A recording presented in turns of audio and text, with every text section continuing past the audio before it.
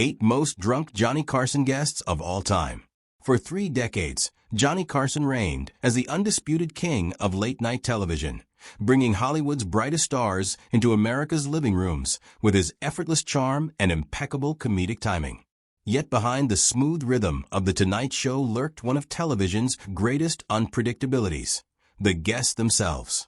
In an era before handlers and publicists controlled every word, and before social media could immortalize every misstep, celebrities occasionally appeared before Carson's cameras in less than sober condition. The results were often explosive, sometimes hilarious, sometimes painful, but always unforgettable. What made these moments so fascinating wasn't just the spectacle of inebriated stars slurring their way through interviews. It was watching how Carson handled it. Live television offered no safety net, and the host had to think on his feet when faced with rambling actors, tipsy singers, or completely incoherent authors. He mixed quick wit with gentle deflection and impeccable timing to turn even the most chaotic interviews into iconic moments of television history. Yet some appearances pushed even him to the edge. Here are 8 of the most memorably drunk Tonight Show guests ever, moments NBC executives wished they could forget, but viewers never did. 1. Truman Capote, the literary genius who couldn't form a sentence. When Truman Capote came on The Tonight Show in 1980, it rapidly became apparent that something was amiss. The In Cold Blood and Breakfast at Tiffany's author, celebrated for his sparkling intellect and acid tongue, could barely make it from the curtain to his chair without stumbling. What followed was 17 agonizing minutes in which Capote slurred, mumbled, and rambled through one of the most uncomfortable interviews in the show's history. From the moment Carson greeted him, Capote's speech was so incomprehensible that Carson leaned forward, straining to make sense of his words. The author's anecdotes drifted aimlessly, veering from Hollywood gossip to half-finished memories about Montgomery Clift. The audience, at first amused, soon shifted to uneasy silence. When Capote attempted to sip his water and missed, spilling it down his shirt, the moment turned from funny to tragic. Carson eventually cut to an early commercial break, visibly exhaling in relief as the camera faded out. Backstage, he reportedly sighed. That wasn't an interview. That was a hostage situation in slow motion. Capote was never invited back. The appearance offered a haunting glimpse of a brilliant mind unraveling before a national audience. 2. Shelley Winters, the human hurricane. Of Carson's many unpredictable guests, Shelley Winters led the pack. This 2-time Oscar winner had a flair for the dramatic and was notorious for showing up tipsy, loud, and ready to dominate the stage. Producers developed what they called the Shelley Protocol: never book her first and hope she'd sober up before airtime. It rarely worked. Her most notorious appearance came in 1974, when she appeared on set to discuss her autobiography but quickly dismissed the subject. She commandeered the conversation from Carson, spun toward the audience, and launched into wild stories about Marlon Brando and Frank Sinatra. When a young actor joined them on the couch, she placed her hand on his knee and exclaimed loudly that his film wasn't very good, but he was pretty to look at. Carson's patience grew thin, and one could see the tension between them. The final straw came when Winters yanked Carson's cue cards from his hands and threw them over her shoulder, exclaiming, "You won't be needing these, Johnny." He quietly banned her for 3 years after that evening. Winters wasn't just drunk. She was a storm that tore through late night's carefully constructed order. 3. Dean Martin, when the act wasn't an act anymore. Dean Martin's career was built on the image of the charming drunk, replete with glass of whiskey, lazy grin, and slurred one-liner. By the mid-1970s, however, the line between act and reality had blurred. During a 1976 Tonight Show appearance, Martin's usually controlled swagger gave way to real impairment. He stumbled onto the stage, couldn't recall why he was there, and confused Carson with his rival host Merv Griffin. His answers made little sense, and the trademark humor was lost in foggy confusion. Carson tried his best to help him along, joking with him lightly, but it was evident the entertainer was lost. At one point, Martin broke into song mid-interview, then stopped to ask, "Is this live?" When mercifully the segment did finally end, Carson's face showed real concern. "That wasn't the Dean Martin we know," he reportedly said backstage. It was one of the saddest examples of how a beloved showbiz image had turned into a painful reality. 4. Raymond Burr, Perry Mason's shocking fall from grace. Few television stars carried more gravitas than Raymond Burr. As the unflappable defense attorney Perry Mason, Burr had become synonymous with composure and moral authority. That's why his drunken 1970 Tonight Show appearance stunned the nation. He came on late, disheveled, and drunk. When Carson tried to get him going with a simple question about Burr's new project, the actor launched into a rambling monologue about his orchids, a real hobby, but not exactly riveting late-night fare. For 10 interminable minutes, he wandered around stories about breeding techniques, losing his place mid-sentence, and restarting from nowhere. His audience became tense as the slurring got worse. Then came the moment no one forgot. When Carson asked him about playing Perry Mason, Burr looked at him blankly and asked, "What did you say your name was again?" The crowd gasped. Without missing a beat, Carson extended his hand and said, "Johnny Carson, pleasure to meet you, Mr. Burr." The host's quick humor saved the moment, but Burr's career suffered.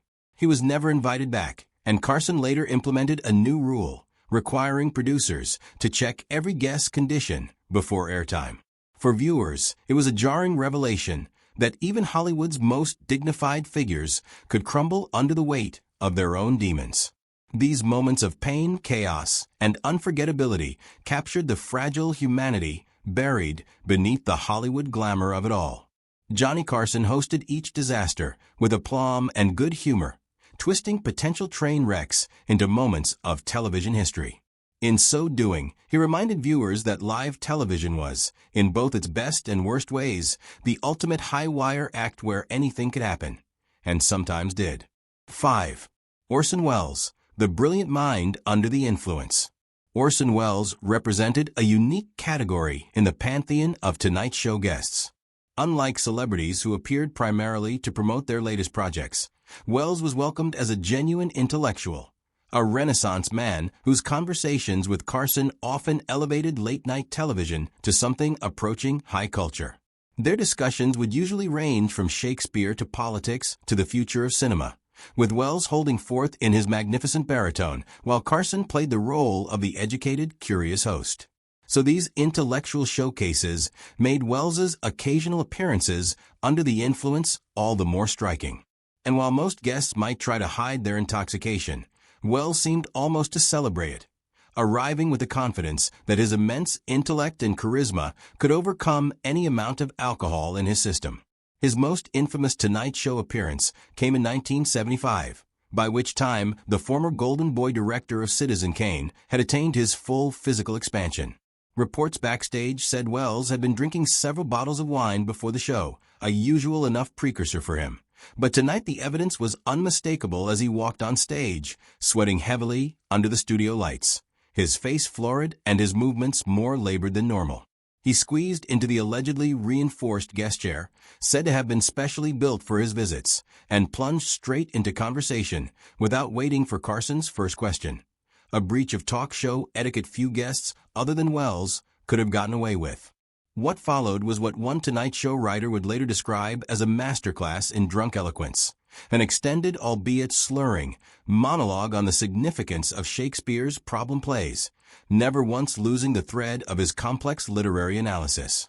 The performance was at once impressive and uncomfortable, a brilliant mind operating through a significant alcoholic haze. Carson, realizing the value and potential disaster inherent in the situation, largely stepped back and allowed Welles to continue what eventually became a 14-minute uninterrupted speech. The monologue veered from Shakespeare to Welles's experiences in the theater to pointed criticisms of contemporary Hollywood, occasionally circling back to earlier points in a way that suggested Welles himself had lost track of his argument. The audience's reaction was mixed throughout this extraordinary segment. Some looked genuinely fascinated by Welles's intellect despite his condition. Others seemed unsure whether to be impressed or concerned as he visibly struggled to find words that would normally come easily to him, occasionally pausing mid-thought. It was precisely then that Welles tried to quote from King Lear and couldn't recall the exact lines. But instead of acknowledging the lapse, he created what seemed to be entirely new Shakespearean-sounding dialogue on the spot, delivered with such authoritative conviction that only scholars would have recognized the fabrication. This spontaneous Shakespeare went on for almost 2 minutes before Welles segued seamlessly to another topic, as if nothing out of the ordinary had taken place. By the end of the segment, Carson's look of initial fascination had given way to patent exhaustion. When Welles finally stopped for breath after his extended intellectual odyssey, Carson looked at his watch and said quietly, "We need to take a break." According to several first-hand reports, Carson turned to his producer backstage after the show and said, "The genius was there. The sobriety wasn't." Despite this assessment, Welles continued to be welcomed back onto The Tonight Show, while other inebriated guests might find themselves permanently banned. The difference, one NBC executive explained, was simple. Even drunk, Welles was more interesting than most sober people could ever hope to be. This tolerance in part reflected a double standard applied to guests perceived as genuine artists or intellectuals, rather than simply as entertainers. While Carson had little patience for actors or musicians who couldn't maintain their professionalism, he seemed to accept that Welles's excesses came with the territory of genius. 6. Zsa Zsa Gabor, vodka and diamonds on display. Zsa Zsa Gabor fashioned a career out of a carefully executed persona, the glamorous Hungarian bombshell with an accent as thick as her jewels were expensive. With her trademark dolink and flirtatious manner, Gabor was a Tonight Show favorite, reliable for entertaining, slightly risque banter that complemented Carson's straight man reactions nicely. Usually, her appearances followed a predictable pattern. She would sashay onto the stage dripping in jewels, exchange playfully suggestive remarks with Carson about her many marriages, plug whatever project she was promoting, and leave the audience charmed by her exotic European glamour. But on one memorable night in 1973, this familiar routine went spectacularly off the rails after what appeared to be a pre-show encounter with significantly more vodka than was advisable. Trouble signs were apparent from the moment Gabor emerged through the curtain. Her normally precise runway walk was unsteady, one stiletto heel nearly catching in the carpet as she made her way to the guest chair. Carson, ever the gentleman, rose to assist her, a courtesy she acknowledged by attempting to kiss his cheek, but instead landing somewhere closer to his ear. Once seated, her usually manageable accent seemed to have doubled in thickness, rendering some of her initial responses nearly incomprehensible. Carson immediately grasped the scenario and turned to simple questions, but Gabor insisted on elaborately lengthy, meandering responses which often lost their way in mid-sentence. Matters took a turn for the worse when she attempted to slide closer to Carson mid-answer, threatening to lose her balance in the process. He reached out to steady her, a move she took as flirtation. "Johnny, you are trying to make the moves on me," she exclaimed loudly before planting a bright red kiss directly on his mouth, to the audience's delight. Carson was normally unflappable, but looking genuinely flustered, he reached for his handkerchief, while Gabor giggled uncontrollably beside him. The chaos continued with Gabor veering wildly from giddy flirtation to distracted rambling. When Carson attempted to discuss a book about her sisters, she thrust her jeweled arm at the camera and said, "Look at this bracelet, Dolinks, worth more than all the NBC executives put together." The audience laughed, but Carson's patience was growing thin. When he tried again to get the subject back on track, Gabor leaned in and purred, "Why talk about dull books when we could be discussing your bedroom, Johnny?" The studio erupted in a shocked laughter as Carson's face turned bright crimson. The final straw came when Gabor attempted to stand up dramatically mid-story, but lost her balance. Carson and a nearby stagehand rushed to catch her before she toppled over. With the grace of a pro, he thanked her for coming and signaled a commercial break. Television code for "end this immediately." Backstage, he reportedly summed it up dryly. She came for charm, but vodka showed up first. Despite the chaos, Gabor was eventually welcomed back onto the show, though her segments were henceforth scheduled earlier in the day, a strategy Tonight Show staff jokingly called the Zsa Zsa Protocol. What made her drunken appearance so memorable was how it amplified rather than distorted her persona.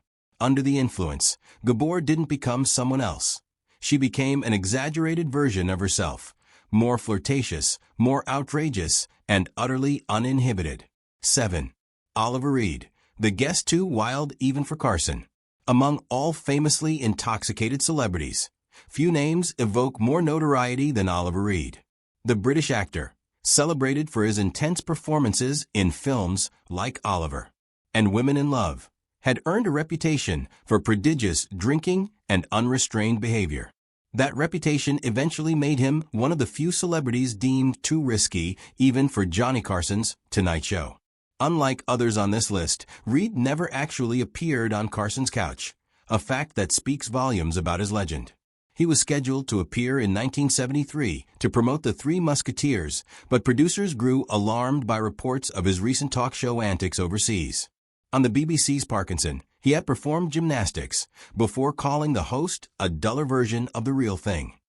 On another program, he poured a glass of whiskey into a plant, complaining it was too weak. And on Australian television, he threatened to remove his trousers if asked another question about drinking, an act he began before the show cut to commercial. When Carson's producers brought these stories to him, he personally reviewed tapes of Reed's appearances. Afterward, he did something extremely rare. He called off the booking altogether. It was almost unheard of for Carson to outright reject a guest, but Reed's unpredictability was simply too big a risk for live television. Reed, in typical form, immediately attacked American TV as cowardly, insisting Carson was afraid of a real man. Carson, unfazed, reportedly told his team he can come back when he proves he's sober on someone else's show. That day never came. This decision not to host Reed became part of Tonight Show lore, symbolizing the boundaries even Carson would not cross. In the words of one writer, he drank like it was his job and talked like it wasn't. His absence became as legendary as was his behavior elsewhere, a cautionary tale about charisma, talent, and chaos intertwining until one consumed the others. 8. Peter O'Toole, the eloquent inebriate. Peter O'Toole held a special place in Hollywood, a classically trained actor of enormous talent and equally enormous thirst. The star of Lawrence of Arabia and a 7-time Oscar nominee, O'Toole brought to The Tonight Show a mix of Shakespearean eloquence and unpredictable exuberance that made his appearances thrilling and nerve-wracking all at once. Unlike some celebrities who tried to conceal their intoxication, O'Toole embraced his with theatrical flair, labeling it a proper lunch. His most memorable appearance came in 1978, while touting the salacious film Caligula. Having spent a good chunk of the afternoon in the hotel bar across from NBC Studios, O'Toole arrived charming but demonstrably well lubricated. He was initially composed, even witty, before commencing to critique the studio lighting, calling it the work of a man who despises human skin. From there, he took off on a brilliant but tangential monologue about the death of classical acting, a 7-minute display of tipsy brilliance that left Carson both amused and exasperated. The night's most unforgettable moment came when Carson mentioned O'Toole's love of fencing. Without warning, O'Toole snatched Carson's pen, assumed a fencing stance, and ordered, "Stand up, Johnny. I shall teach you the noble art." For 3 full minutes, the two sparred with exaggerated lunges, while O'Toole shouted instructions about defending one's virtue. The audience howled with laughter, and even Carson couldn't help but join in. When they finally sat down, O'Toole launched into tales of wild drinking sessions with Richard Harris, including a 3-day binge in Dublin involving a racehorse. At that point, Carson gave up trying to direct the interview and simply let the performance unfold. For all his unpredictability, O'Toole remained a welcome guest on The Tonight Show. Even drunk, he was charming and articulate. As one writer said, he was a master of words when he remembered them. The line captured perfectly the peculiar magic of O'Toole, a man who could slur his way through brilliance, leaving an audience unsure whether to laugh, admire, or pour themselves a drink.